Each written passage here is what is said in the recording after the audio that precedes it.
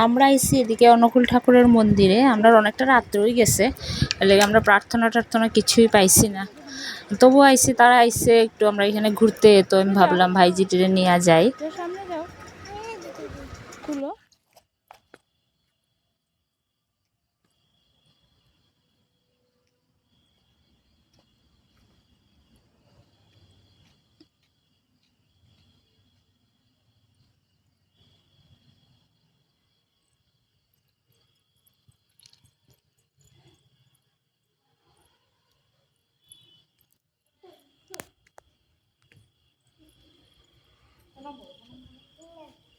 এই পিঠটা দেখো।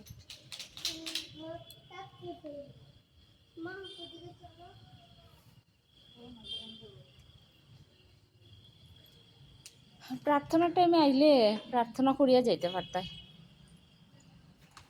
সুন্দর আছে না মন্দিরটা? প্রসাদও খাইছি আমরা আইয়া। আর ওইদিকে অন্ধকার, আর গিয়া লাভ নেই। হ্যাঁ, এদিকে আর যাই না। হ্যাঁ,